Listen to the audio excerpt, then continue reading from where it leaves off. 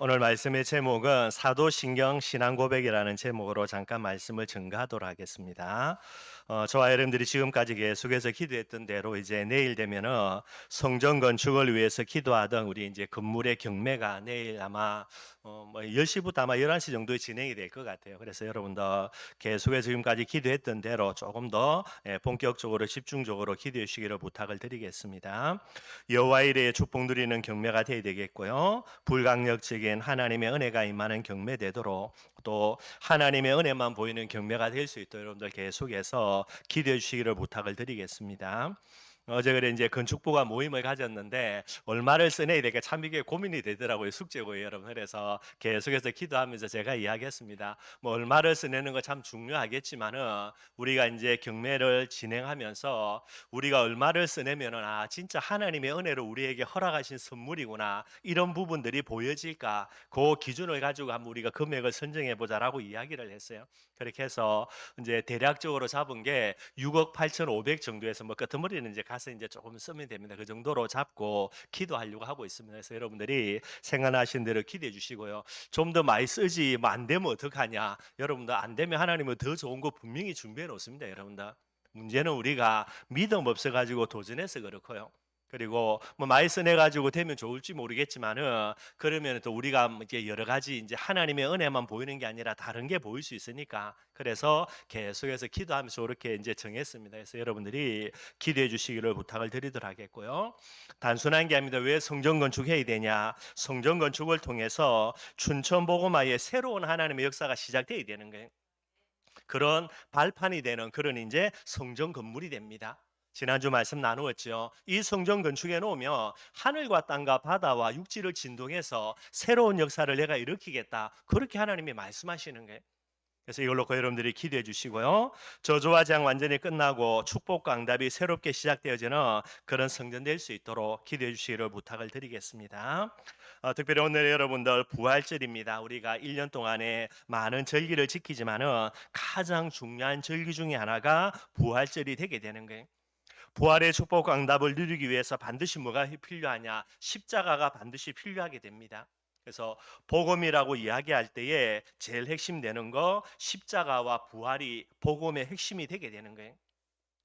여러분들 십자가는 무엇인가? 헌신과 희생의 복음이에요. 그래서 여러분들 항상요 복음을 위해서라면 여러분들 핑계 대면 안 됩니다. 내 손해 보는 거 이거 여러분들 아까워하면 안 되는 거고요. 이게 이제 십자가의 비밀이에요. 부활은 뭡니까? 영광과 축복의 복음이 바로 부활의 비밀이 되게 되는 거예요. 항상 여러분 한 손에는 십자가, 한 손에는 부활 똑같이 들고 가야 됩니다, 여러분들. 그래서 저와 여러분들은 십자가와 부활의 증인이 되어야 되겠고요. 그래서 이번 한 주간 동안에 이 부활절날 기도할 거 복음을 가로막는 모든 우리 안에 우리 현장 속에 교회 안에 있는 모든 장애물들 흑암의 세력들은요 십자가 앞에 장사되고 복음에 필요한 모든 축복과 응답의 비밀이 부활의 능력으로 저와 여러분들에게 우리 교회에 또 춘천 전역에 회복되어지는 한 주가 되게 해달라고 저와 여러분들이 꼭 기도하기를 바라겠습니다. 뭐 특별히 오늘은 이제 조금 옛날부터 제가 한번 조금은 다루고 싶었던 부분들인데 우리가 늘 고백하는 사도신경을 조금 한번 다뤄보려고 그래요. 왜 이걸 다루려고 하냐? 부활절날. 아마 여러분들이 잘 아실 겁니다. 초대교회 때에 이 로마를 통해서 어마어마한 박해가 일어나요. 본격적으로 박해가 언제부터 일어나냐? 네로 황제 때부터 박해가 시작됩니다. 이 네로 황제가 맛이 가가지고요, 완전 미친 놈인데 이게 이제 여러 가지 부분들을 이제 기독교인들에게 뒤집어 씌워가지고 박해를 시작해요. 제일 핵심되는 내용은 지가 하나님인데 지가 신인데 로마 황제가 신이잖아요. 근데 예수라는 인간을 그것도 저기 정복당한 그 민족 그 조그마한 동네 민족의 한 인간을 똑같은 하나님이라고 이게 높이니까 이제 열받는 거죠, 여러분들. 그게 제일 큰 이유예요. 그렇게 해서 핍박을 시작하는데 몇 년 동안 세계 대제국이었던 로마가요 어마어마한 그 능력을 가지고 200년 넘게 동안에 교회를 핍박해요. 얼마나 핍박하는지 그죠? 이게 나중에 언제 해결되냐? AD 313년에 콘스탄틴이라는 대제가 등장해 가지고 그제서야 이제 핍박을 멈춥니다. 기독교를 공인을 해주게 되는 거예요. 200년 넘게 동안 어마어마한 핍박요. 그래서 우리가 카타콤부터 해가지고 그죠 로마의 원형 경기장에서 일어났던 여러 가지 핍박들 우리가 잘 알고 있고요. 근데 여러분들 하루 이틀이 아니라 뭐 1년, 2년이 아니라 200년 동안 그렇게 어마어마하게 핍박하는데 어떻게 교회가 소멸되지 않고요. 200년 지나가지고 콘스탄틴 한제가 정신 차리고 돌아보니까 여기도 교인 저기도 교인 뭐 곳곳에서 예수 믿는 사람이 깔려 있는 거예요. 그래서 물론 본인이 정치적인 목적을 위해서지만은 정신 차리고 보니까 전부 다 교인들이라 그래서 이제 기독교를 공인하게 되는 거예요. 이런 어마어마한 박해 시기를 어떻게 이겨냈을까? 제일 큰 핵심이 두 가지입니다. 그 한 가지가 뭐냐니까 모일 때마다 뭐 했냐? 성찬 예식을 거행했어요. 이게 제일 큰 한 가지가 됩니다. 저와 여러분들은 이제 1년에 이제 몇 번의 절기 때마다 성찬 예식을 가하는데 그 어마어마한 핍박의 시대에요. 모일 때마다 성찬 예식 가하는 거예요. 성찬 예식은 어떤 비밀입니까? 바로 십자가의 비밀이에요. 내가 죽어야 되는데 나를 위해서 예수님이 십자가에 돌아가셨다라는 이 십자가의 복음에 대한 감사와 감격 이게 늘 언제나 마음속에 넘쳐나는 게 이 비밀을 가지고 하루 이틀이 아닙니다. 200년 넘는 어마어마한 핍박의 시기를 이들이 이겨낸 거예요. 또 다른 한 가지 비결이 뭐냐? 그게 오늘 우리가 말씀 나눌 건데 신앙 고백이라 그래요. 여러분들 그 당시가 얼마나 어려운 시대냐? 우리처럼 모여가 예배 드릴 수가 없습니다. 여러분들 예배 드렸다간 다 죽는데요, 뭐. 그래서 몰래 몰래 숨어 가지고 예배 드리려고 하다 보니까 저기 지하에 땅을 파서요. 카타콤이죠. 거기서 모여서 몰래 예배 드리는 게 우리야 여러분들 그죠? 성경책 늘린 것이 성경 아닙니까? 여러분 저희 집에 가도 성경이 뭐 돌아다니니까요. 근데 이 당시에는 여러분들 성경도 없는 시대예요. 이런 어마어마한 시대에 여러분들 정말로요 그 초대교회 많은 성도들이 참된 신앙 고백입니다. 진짜 올바른 신앙 고백 하나 가지고 이 모든 것들을 이겨내는 게 신앙 고백 속에 많은 내용이 들어있지만 여러분들 그 중에 하나가 뭡니까? 그게 부활의 비밀이에요. 오늘 내 앞에서 사랑하는 자녀들이 순교의 제물로 피 흘려 죽는데 뭐를 갖고 있습니까? 다시 부활해서 하늘나라에서 다시 만난다라는 게 이런 부활의 비밀, 한 손에는 십자가를 상징하는 모일 때마다 성찬의 비밀, 또요 죽음이라는 위기 앞에서 진짜 올바른 신앙 고백함으로 부활의 비밀을 가지고요 그 어마어마한 핍박의 시기를 이겨내는 거예요. 나중에는 여러분들 돌아보면요 여기저기 예수 믿는 사람 천지라 그 정도가 되게 되는 겁니다. 그래서 오늘 부활절날 특별히 저와 여러분들이 사도신앙 신앙 고백을 조금 한번 살펴보면서요 중요한 저와 여러분들의 응답의 비밀을 찾는 그런 귀한 시간 되기를 주님의 이름으로 축원드리겠습니다. 두 가지를 한번 살펴보겠습니다. 먼저는 신앙 고백에 어떤 축복이 있는가 오늘 본문을 통해서 간단하게 살펴보고요. 두 번째로 사도신경을 조금 한번 살펴보도록 하겠습니다. 오늘 본문에는 신앙 고백의 축복이 나와요. 베드로가 신앙 고백합니다. 주는 그리스도시요 살아계신 하나님의 아들이십니다. 신앙 고백을 해요. 뭐 여러분들이 신앙 고백하면서 헌신하거나 애쓰거나 몸부림치거나 전혀 없습니다. 여러분 그냥 말 한마디 한 것밖에 없어요. 여러분들 이 신앙 고백하는데 여러분 몇 초 걸리겠습니까? 아무리 띄엄띄엄 그죠 읽어도요 이건 뭐 10초 안 걸립니다. 여러분들 원체 제가 말이 빠르기 때문에 저처럼 말 빠른 사람이 읽으면 아마 2초 안에 끝납니다. 여러분들 근데 이 간단하게요 신앙 고백했는데 예수님이 뭐라 말했냐 어마어마한 축복을 주는 게 저와 여러분들 물론 우리가 복음을 위해서 헌신하고 희생하는 많은 부분들을 가지고 하나님의 축복 응답 받을 수도 있습니다. 여러분들 그러나 아무런 희생과 헌신 없어도요 믿음 고백 하나만 똑바로 해도 놀라운 하나님의 축복 응답을 오늘 베드로와 이 본문을 통해서 저와 여러분이 받아 누린다는 것을 알아야 되는 거예요. 예수님이 축복합니다. 뭐라고요? 이 신앙 고백 하나 했는데 짧은 문 2초, 길어야 10초. 그 잠깐의 시간인데 이 고백을 받으시고 예수님이 베드로에게 이야기합니다. 너는 베드로가 될 것이라는 게 베드로가 뭡니까? 반석을 이야기합니다. 여러분들, 여러분들이 신앙 고백할 때에 여러분들의 흔들리는 믿음이 어떻게 되죠? 여러분들 흔들리게 끝나고요. 든든하게 세워지는 거예요. 이게 세워져야 그 다음에 뭐가 일어납니까? 이 반석 위에 내 교회를 세우겠다라는 게 여러분들 정말로 계속해서 신앙 고백하시기를 바랍니다. 우리 입술을요 정말로 제어해야 돼요. 입술을 제어해서 우리 입에서 나오는 뭐 원망들, 불평들, 불신앙들 이걸 내뱉으면 안 되고요. 계속해서 우리가 이걸 잘 제어해서 할 수만 있다면 신앙 고백이 우리 입술에서 나와줘야 되는 게 단순한 게 아닙니다. 신앙 고백은 여러분들 뿌리는 씨앗이라 보면 되는 거예요. 콩을 거두려면 콩을 씨앗을 뿌려야 되죠. 팥을 뿌려놓고 콩을 거둔다. 말이 안 되지 여러분들. 그러니 반드시 많은 걸 제어해야 되겠지만은 컨트롤 해야 되겠지만은 저와 여러분들의 입술을 꼭 컨트롤 하였어요. 우리의 입술에 불신앙의 고백되는 것이 아니라 믿음의 고백하면서요. 반석의 축복들을 계속해서 누려야 되는 거예요. 흔들림이 어떻게 해야 됩니까? 잡아야 됩니다. 그죠, 여러분들? 그래서 건물을 지을 때에 흔들리지 않도록 하기 위해서요. 땅 다 파내가지고 반석 나올 때까지 그 위에다가 대강 그죠? 나무 세우지 않잖아요, 여러분들. 어떻게 합니까? HBM 얼마나 무거워요, 여러분들. 이걸 갖다가 땅속 깊은 곳에 박고 바위 위에 거기에다가 흔들리지 않도록요. 콘크리트 다 공굴 다 치가지고요. 안 흔들리도록. 무엇이요? 여러분들 신앙 고백이라니까요. 응답 받아가지고 내가 반석이 되는 게 아니고 무엇을 통해서입니까? 신앙 고백을 통해서 반석이 되는 거예요. 또 이야기합니다. 뭐라고 이야기합니까? 음부의 권세가 이기지 못한다라는 게. 음부의 권세, 지옥의 권세, 사단의 권세, 죄의 권세 분명히 있어요. 언제 떠나갑니까? 주는 그리스도시요 살아계신 하나님의 아들이십니다. 고백할 때에 이 모든 사단의 권세, 음부의 권세가 그제야 꺾여지는 거예요. 뿐만 아닙니다. 천국 열쇠의 축복을 준다라는 게 기도 응답의 비밀입니다. 하나님 여러분들 모자라는 분이 아니라니까요. 늘 언제나 이야기하는 거 우리의 필요가 뭔지 나는 모를 수가 있어. 나는 착각할 수 있습니다, 여러분들. 그런데 하나님은 정확하게 아신다니까요.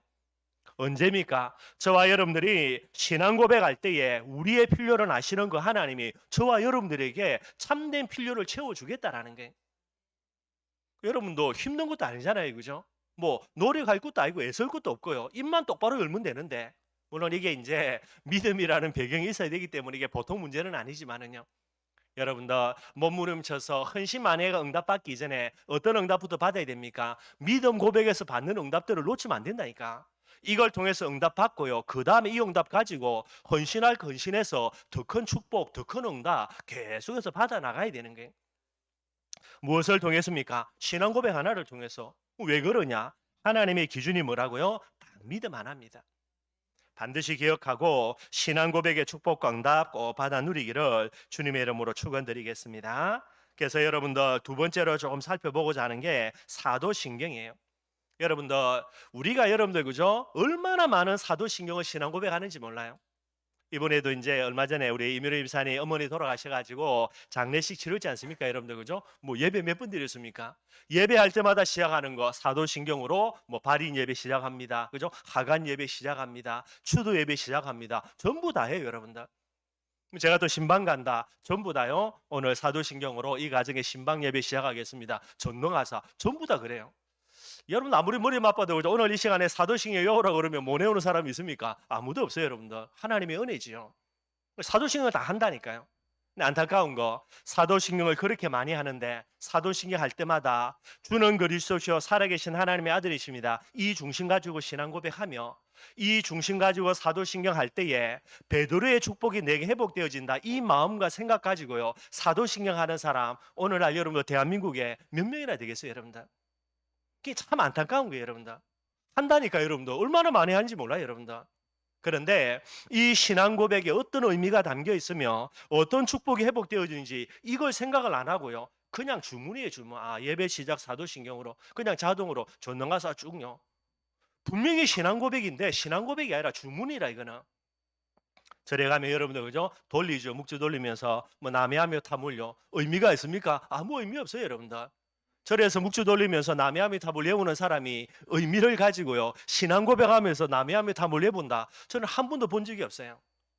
근데 신앙 고백이라 이야기합니다. 사도신경으로 신앙 고백 드리겠습니다 라고 말해놓고 신앙 고백하는데 전부 다 주문이라 여러분들. 그래서 안타까운 거예요.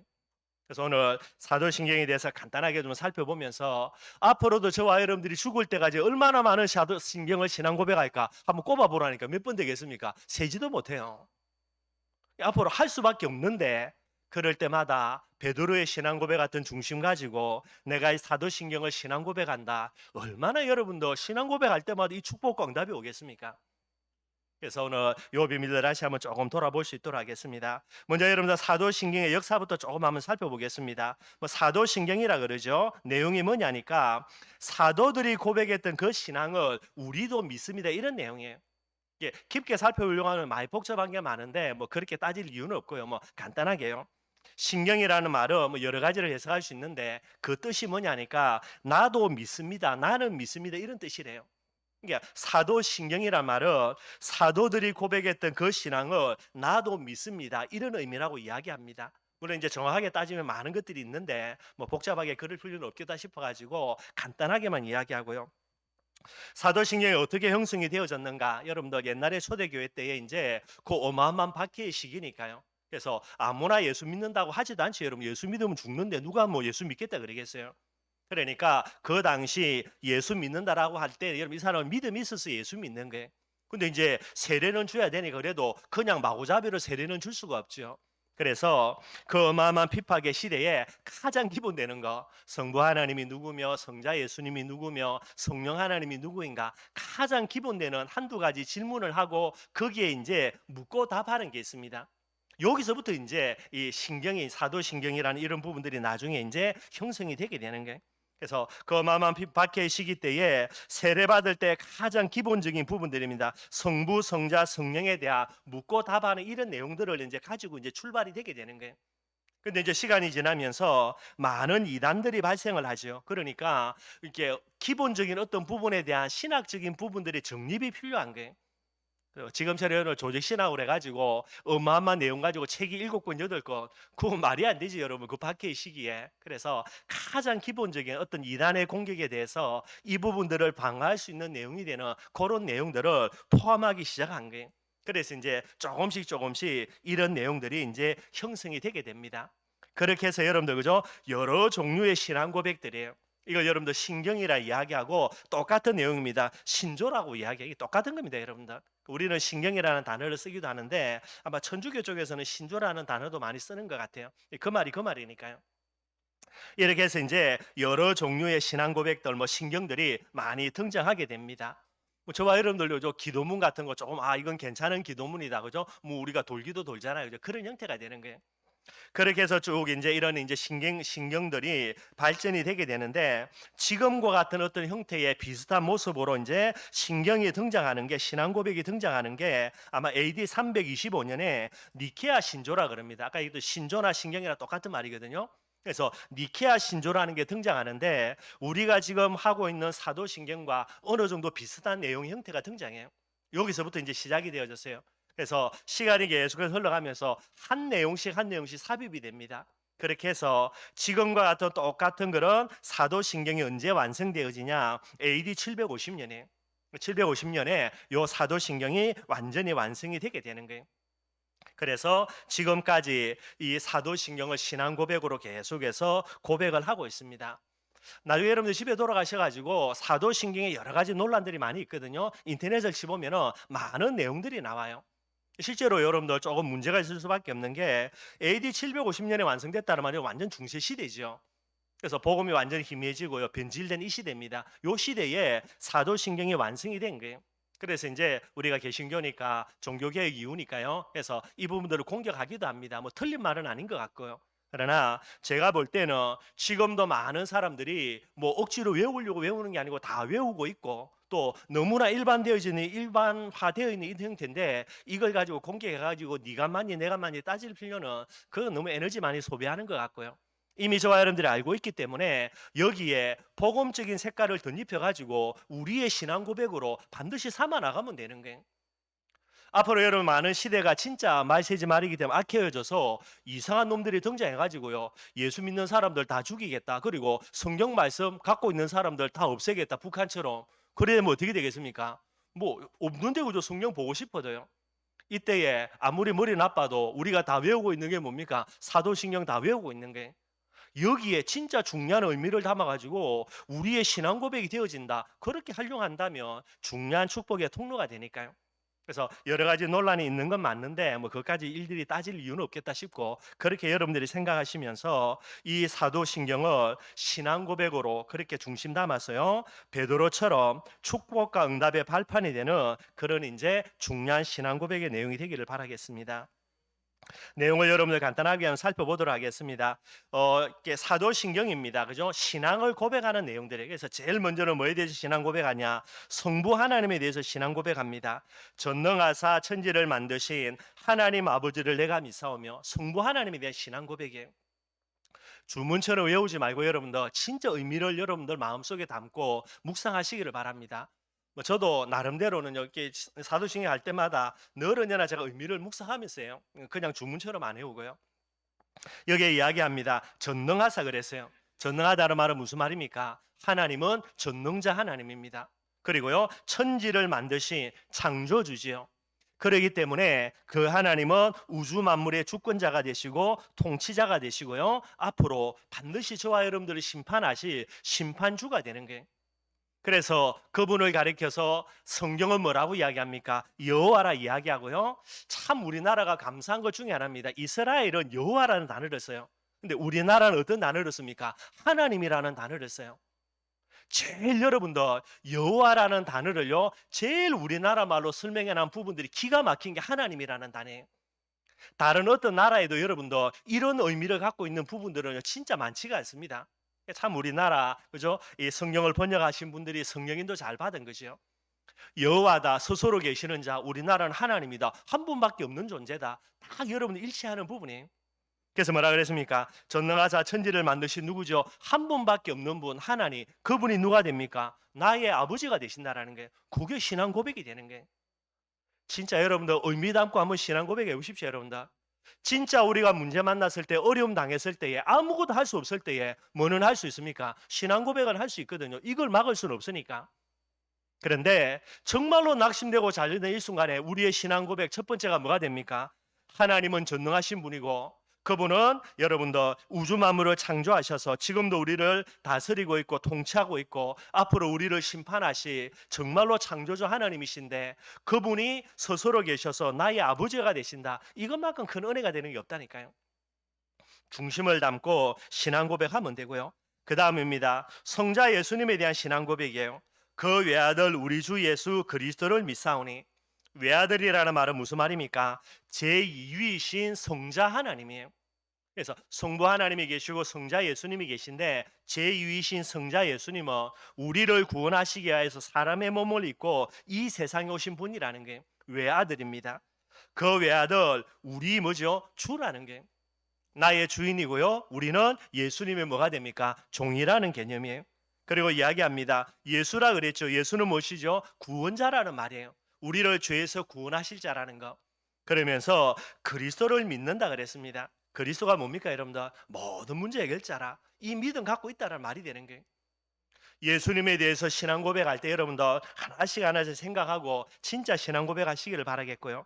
그 다음에요. 이는 성령으로 잉태하사 동정녀 마리아에게 나시고요. 성령으로 잉태되어서 동정녀 마리아에게서 나셨다는 말이 무슨 말입니까? 그리스도의 자격이에요. 왜 예수님이 그리스도가 되시냐? 이 그리스도의 자격을요. 예수님이 완전히 충족하셨기 때문이죠. 원시복음입니다. 누구의 우선요? 여자의 우선. 여자의 우선입니다. 어떻게 여자의 우선이 됩니까? 처녀가 애 낳아야 되는 거예요. 처녀가 어떻게 혼자서 애 낳습니까? 성령으로 잉태되어야 되는 거예요. 그걸 지금 신앙 고백하는 거예요.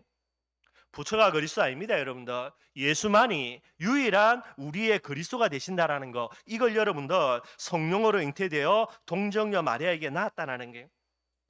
그러니 그분은 뭐가 없습니까? 죄가 없으십니다. 완전한 하나님이자 완전한 사람이 되는 게. 여러분들 이 비밀을 묵상하시면서 신앙 고백하고요. 그 다음에 이야기합니다. 본디오 빌라도에게 고난을 받으사 십자가에 못 박아 죽었다라는 거예요. 왜 여기 여러분들 본디오 빌라도에게 고난을 받았다 그랬습니까? 실제로는 본디오 빌라도에 고난 받은 거 아니고요. 빌라도는 예수님을 살려주려고 몸부림쳤고요. 이걸 여기에 집어넣은 게 뭐냐니까 예수님의 십자가의 고난은 뭐라고요? 역사적인 사건이라는 거예요. 본디오 빌라도는 공상의 인물이 아닙니다. 본디오 빌라도는 허상의 인물이 아니에요. 본디오 빌라도는 역사상 존재하는 실존 인물이에요. 예수님의 십자가에 죽으심은 우리가 흙으로 만들어낸 소설이 아니라 이거는 역사적인 진리의 사실이라는 거 그걸 이야기하고 있고요. 그리고 십자가에 못 박아 죽으셨다는 말입니다. 십자가는 뭡니까? 전 인류입니다. 예수님이 십자가 못 박아 죽이실 때에 그 모든 과거의 인물들, 현재의 인물들, 예수님 십자가 죽음 이후의 모든 전 인류들 이 모든 전 인류를 위한 한 번의 죽으심으로 완전하고 영원한 대속을 이루신 거예요. 모든 문제 해결을 진짜 십자가에서 완성하신 부분입니다. 그걸 늘 고백하는 거예요. 이 고백 저와 여러분들 많이 할 수 있겠죠, 여러분들. 주문이 아니라 진짜 예수님은 십자가에서 우리의 모든 문제를 완전히 영원히 해결하셨다는 거, 이 고백이 되어져야 되고요. 장사한 지 사흘 만에 죽은 자 가운데서 다시 살아났다라는 게, 장사한 지 사흘 만에 죽은 자 가운데였습니다. 덜 죽은 게 아니고요. 뭐 기절설, 뭐 도날설 여러 가지를 소리 하는데 그게 아닙니다, 여러분들. 분명히 고백해야 됩니다. 완전히 죽은 거예요. 그래서 이제 어떤 이제 신학자들은 여기에서 더 집어넣어야 된다. 장사한지 그다음에 지옥에 내려간지 이걸 뭐 집어넣어야 된다 그러는데 뭐 넣어도 좋고 안 넣어도 좋고 여러분들 이미 이 자체가 완전하진 않으니까 여기에 우리가 중요한 그런 신앙의 내용들을 믿음으로 고백하는 부분들이 담겨져 있어야 되는 거예요. 그래서 죽은 자 가운데서 이게 완전히 죽었다는 말이고요. 그다음에 뭐라 그랬습니까? 다시 살아났다라는 게 부활이죠. 그리스도라는 증거입니다. 하나님이라는 증거예요. 우리의 모든 문제를 완전히 해결했다는 증거라니까요. 제가 참 안타까운 거 하나입니다. 내 뜻대로 안 된다고 예수 안 믿으신다라는 거예요. 하나님이 안 믿으신다 그래요. 그리고 내가 바라는 대로 안 된다고 하나님이 안 믿으신다라고 큰 소리죠. 용기 있게. 늘 이야기합니다, 여러분도. 그럼 내 뜻대로 안 된다고 하나님이 안 믿어진다. 그러면은 하나님의 뜻대로 된 거니까 하나님 믿어야지. 그 말은 무슨 말이죠? 나를 하나님으로 믿는 거지 하나님 안 믿는 거 똑같은 게 구조상 안 맞는 거예요. 저와 여러분들의 믿음의 내용이 뭐가 돼야 됩니까? 내 뜻대로 안 되는 걸 믿음의 내용으로 붙드는 게 아니라 우리의 믿음의 유일한 내용, 예수님이 십자가에서 부활하심으로 모든 문제를 해결하셨다라는 증거가 되는 거, 이걸 믿으라니까요. 뭐 다른 걸 믿고 안 믿어진대. 믿음의 내용이 아닌데. 어리석은 말들이고요. 저와 여러분들의 영원한 믿음의 내용이 뭐가 됩니까? 예수님이 부활하셨다. 이거 믿어야 되죠. 그 내용이 뭡니까? 우리의 모든 문제를 해결하신 증거로 부활하신 거예요. 내가 문제 해결되는 게 증거가 아니고 예수님이 부활한 게 증거라니까 그걸 믿어야 되는 거예요. 또 이야기합니다. 하늘에 오르사 죽은 전능하신 하나님의 우편에 앉아 계시다가 하늘에 올랐다는 말은 성천입니다. 왜 예수님이 성천하셨죠? 첫째는 하늘에서 저와 여러분들의 그런 자리를 천국을 예비하기 위하여서 첫째 이유고요. 두 번째는 뭐라 그랬습니까? 성령을 우리에게 보내주기 위해서 한마디로 임마누엘이에요. 지금도 예수님은 저와 여러분들에게 성천 이후에 성령을 보내주신 겁니다. 이걸 저와 여러분들이 믿어야 되고요. 그 다음에 하나님 보좌 우편에 앉아 계신다는 하나님 우편에 앉아 계시다가 예수님이 하나님 우편에서 뭐하고 계시죠? 두 가지입니다. 한 가지는 우리를 변호하신다. 변론하시는 거예요. 우리의 부족함과 우리의 연약함들을 사단에게 예수 하나님께 와가 참소할 때마다 예수님은 그의 십자가의 보혈의 공로를 가지고요. 우리를 끊임없이 변호하시는 거예요. 변화하는 정도가 아니라 뭐 한다 그랬습니까? 하나님 보좌 우편에서 하나님의 면전에서요. 계속해서 우리를 위해서 기도하는 거예요. 우리를 위해서 지금도 끊임없이 중보기도 하시는 거 그게 하나님 보좌 우편이에요. 꼭 우리의 마음속에 기억해야 됩니다. 그리고 마지막으로 그 다음에 뭐라 그랬습니까? 저리로서 산자와 죽은 자를 심판하러 오시리라. 산자와 죽은 자입니다. 이 말은요. 실제로 지금 살아있는 사람 그리고 이미 죽은 사람 예수님이 언젠가는 재림하시는 그날에 이미 죽은 모든 사람들도 심판을 받게 되는 게 또 다른 의미입니다. 산자는 뭡니까? 구원받은 사람. 그리고 죽은 자는 뭐지요? 영적으로 지금 죽어 있는 사람, 버림받은 사람, 그들까지도 전부 다 심판을 받는다라는 게. 저리로서 산자와 죽은 자를 심판하러 오시리라. 이 말은요, 재림주로 오신다라는 거. 언제 재림주로 옵니까? 세계복음화 되는 그 순간 반드시 와요. 저와 여러분들 한 번도 놓치면 안 됩니다. 반드시 예수님은 재림주로 오신다라는 거. 그리고 우리를 어디로 이끌어 간다고요? 천국으로 우리를 이끌어 간다라는 거예요. 절대로 놓치면 안 돼요, 여러분들. 그래서 그 어마어마한 핍박과 저주와 재앙 속에서 어떻게 버텨냈냐? 요거 가지고 버텨낸 거예요, 여러분들 실제로.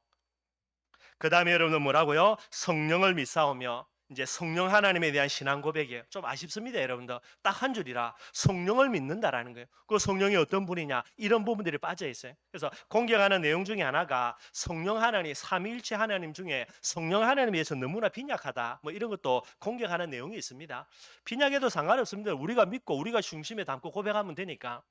성령을 믿는 말이 무슨 말이죠? 성령 하나님은 보혜사 하나님이에요. 우리를 보호해주고 우리에게 은혜를 주고 우리를 가르쳐주고 이게 지금도 하시는 일이라 그걸 좋아하는 믿으면 되고요. 그 다음에 성령 하나님의 임마누엘입니다. 내주 인도 역사, 이거 믿어야 되는 거예요. 지금도 하나님은 성령으로 내 안에 내주하셔서 나를 인도하시고 세계복음화의 비밀까지 나에게 역사하신다라는 거, 이게 저와 여러분들이 한 줄이지만은 늘 언제나 믿음의 고백이 되어지면 돼요, 여러분들.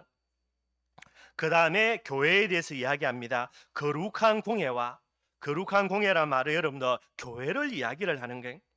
그래서 교회가 뭐냐? 교회는 예수 그리스도의 몸이 교회고요. 그 교회의 머리는 누가 됩니까? 예수 그리스도 그분이 되는 거예요.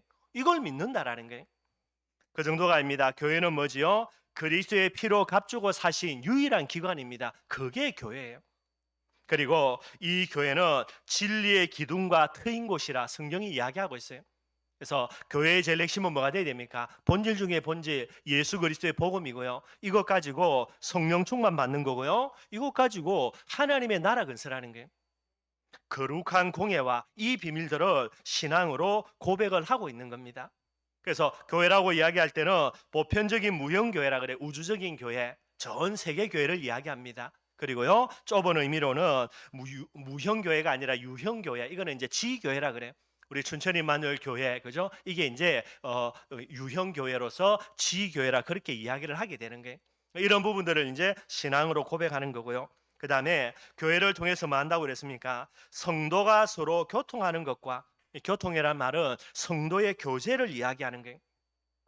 여러분들, 성도가 서로 교통해야 되는데, 교제해야 되는데, 교제의 내용이 뭡니까? 그게 복음입니다, 여러분들. 어떤 사람은 이야기해요. 우리 성도들이니까 우리끼리 모여가지고 단합에 친목해 열심히 잘하고 서로 간에 의사하고 뭐 이제 일가 친척들은 멀리 떨어져 있으니까 이웃 사촌이니까 우리끼리 뭐 도와주고 잘 먹고 잘 살자. 물론 틀리면 아니에요, 여러분들. 그것도 교제 맞지. 그러나 뭐가 빠진요? 복음으로 교제하는 게 빠져 있는 그런 친목 단체다. 그거는 여러분들 성도의 교제가 아니에요, 여러분들. 불신자들의 교제지. 여러분들, 비록 이런 육신적인 교제 없다 하더라도요, 복음으로 소통한다. 이게 가장 아름다운 교제가 되는 거예요.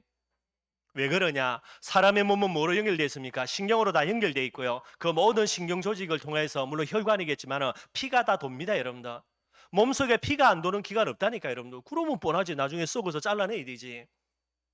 여러분들, 우리가 교회가 맞다면 성도의 교제는 무엇으로요? 온몸이 혈관으로, 그래서 피가 통하고 신경으로 연결되어 있는 것처럼요, 복음이에요, 복음. 예수 그리스도의 피로 하나 되어야 되지. 이거 저와 여러분들 생각해야 되는 거예요. 그렇다고 볼 때에 최고의 성도의 교제는 뭡니까? 그게 예배예요, 여러분들. 다시 말씀드리지만은 예배 안 놓으면서요, 뭐 교회가 어떻고 성도의 교제가 어떻고, 그거는 틀린 말이에요, 여러분들. 분명한 거, 성도가 서로 교통하는 거, 교제하는 거, 최고의 교제는 뭡니까? 예배라니까. 예배를 통하여서 저와 여러분들이 교제해야 되는 게, 물론 뭐 저 닮아가지고 우리 성도들도 잔정은 좀 잘 없는 것 같아요. 요즘 근데 우리 권사님을 통해서 좀 챙겨주는 거 잘해서 감사하고요. 정말로 저와 여러분들이 잔정은 없어가지고 서로 간에 여러분 챙겨주지는 못한다 하더라도요, 이 자리에 함께 와서 예배드리는 이것만으로도 최고의 성도의 교제예요, 여러분들. 정말로 착각하면 안 되는 거예요.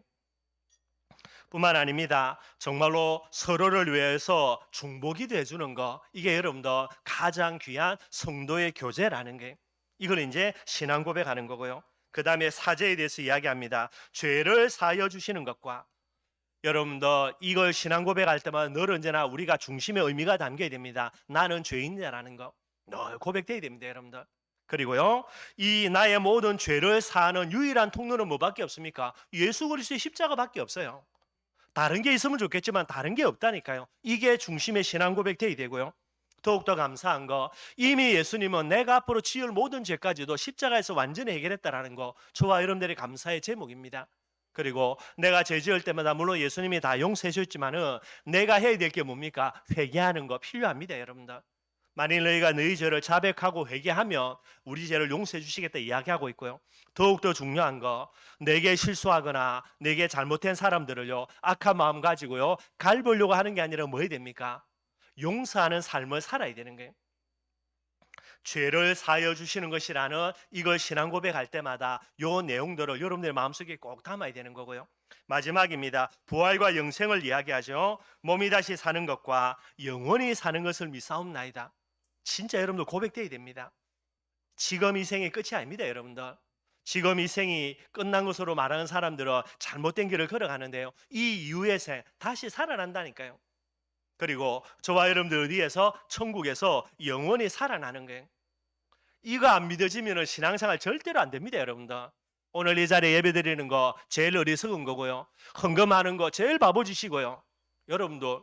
근데 저와 여러분들이 정말로 부활하는 거 그리고 천국에서 영원히 살 거 그래서 지금 이 시간이 가장 아름다운 거예요. 그리고 이 비밀들을 놓쳐버리고요. 그죠? 흥청망청 사는 거 제일 불쌍하고 제일 어리석은 인간이 되는 거예요. 그 사람들이 우리 볼 때는 제일 불쌍하겠지만은 실상은요. 그들이 가장 어리석은 게 돼요. 몸이 다시 반드시 살아납니다. 그리고 다시 부활한 몸은요. 천국에서 영원히 살게 되게 되는 거예요. 이게 여러분들 사도신경의 신앙 고백의 내용입니다. 바라는 것은 앞으로도 저와 여러분들이 계속해서 사도신경 우리가 이제 예배 순서 속에 다 들어가 있으니까 주문처럼 외우지 말고 여러분들 오늘 집에 돌아가셔가지고 쭉 한번 묵상하시기를 바라겠고요. 오늘 제가 이제 특별히 우리 준보가죠. 이번 주 목요일 되면 이제 말레이시아로 축구 갑니다.